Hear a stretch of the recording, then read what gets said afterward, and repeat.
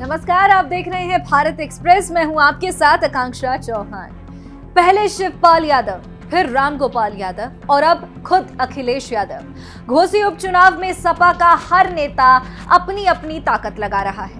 ये पहली बार है जब सपा के किसी प्रत्याशी के लिए अखिलेश को चुनावी मैदान में पसीना बहाते हुए देखा गया। अखिलेश यादव खुद घोसी विधानसभा उपचुनाव में अपने प्रत्याशी सुधाकर सिंह के लिए चुनाव प्रचार करने के लिए उतरे थे।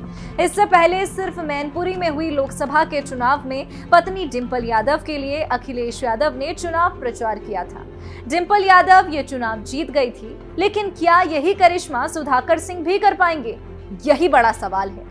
इसी करिश्मे की उम्मीद में अखिलेश यादव ने घोसी में समाजवादी पार्टी के प्रत्याशी सुधाकर सिंह के लिए वोट मांगा।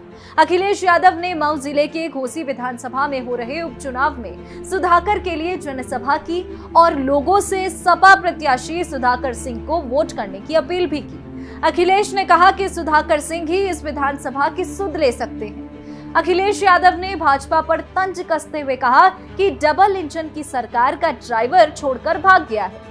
अखिलेश ने कहा कि मतदाताओं को धोखा देने वालों को जनता हटा देगी। कभी घोसी नहीं आने वाले बीजेपी के मंत्री प्रचार कर रहे हैं, किसानों का हाथ पकड़कर खेतों में घूम रहे हैं। सरकार के मंत्री बता नहीं पा रहे हैं कि डीजल पेट्रोल का दाम कैसे कम होगा। उन्होंने पूछा कि किसी किसान की आय दुगनी हो तो बताइए। घोसी की जनता को सुविधा मिली होती तो मंत्रियों को प्रचार के लिए नहीं आना पड़ता। अखिलेश यादव ने आरोप लगाया कि मंत्री घोसी में दूसरी व्यवस्था कर रहे हैं। हारने पर प्रशासन को आगे कर दिया जाता है। उन्होंने बीजेपी सरकार को महंगाई और बिजली के मुद्दे पर भी घेरा। आज हम आपको बताने जा रहे हैं कि अखिलेश यादव को घोसी आखिर क्यों छोड़ना पड़ा। ये बताने से पहले हम आपको ये बताएं कि कैसे समाजवादी पार्टी ने अपनी पूरी ताकत इस उपचुनाव को जीतने में लगा दी है। घोसी में समाजवादी पार्टी के प्रमुख राष्ट्रीय महासचिव प्रोफेसर रामगोपाल यादव, राष्ट्रीय महासचिव शिवपाल सिंह यादव, प्रदेश अध्यक्ष नरेश उत्तम पटेल, राष्ट्रीय महासचिव राम अचल राजभर, ओम प्रकाश सिंह, राम गोविंद चौधरी, लालजी वर्मा व इंद्रजीत सरोज घोसी में डट गए। पार्टी ने सभी बड़े नेताओं को यहां रहकर चुनावी जनसभाएं करने के निर्देश दिए हैं। खुद अखिलेश यादव ने जनसभा कर वोट मांगा। इस उपचुनाव को इंडिया का लिटमस टेस्ट माना जा रहा है। इसे इंडिया वर्सेस एनडीए की लड़ाई बताया जा रहा है। कांग्रेस ने भी अपना समर्थन दे दिया है। बसपा ने अपना उम्मीदवार तक नहीं उतारा है।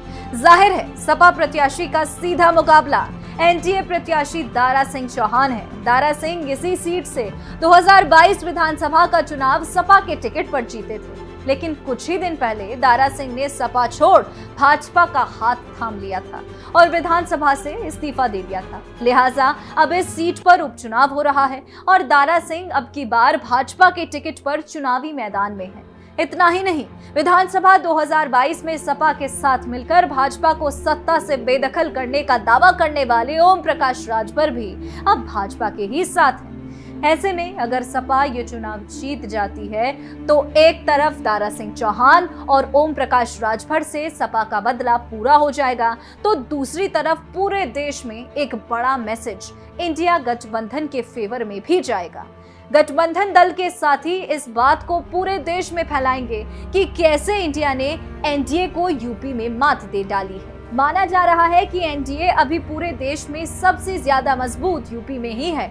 ऐसे में सपा की जीत का विश्लेषण और प्रचार पूरे देश में होगा। शायद इसीलिए अखिलेश ने इसे अपनी नाक की लड़ाई बना ली है। बात यही खत्म नहीं होती। अगर सपा घोसी जीत जाती है तो जातीय समीकरणों को लेकर भी एक बड़ा मैसेज जाएगा।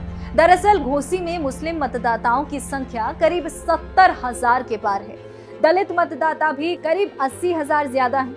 यादव मतदाताओं की संख्या करीब 50,000 है। इस सीट पर सबसे महत्वपूर्ण भूमिका निभाने वाले राजभर मतदाताओं की संख्या करीब 60,000 है। अगर इस समीकरण पर सपा जीतती है तो माना जाएगा कि अखिलेश का पीडीएफ फॉर्मूला कामयाब हो रहा है। हालांकि इस सब के बावजूद भी भाजपा इस सीट पर अपने जीत के दावे पर कायम है। भाजपा सरकार में अल्पसंख्यक मंत्री धर्मपाल सिंह ने भारत एक्सप्रेस यूपी से बातचीत में कहा कि इस बार घोसी की जनता विकास के मुद्दे पर वोट देगी। अखिलेश यादव जो जातियों को बांटने का मंसूबा पाल रहे हैं वो कामयाब नहीं होंगे।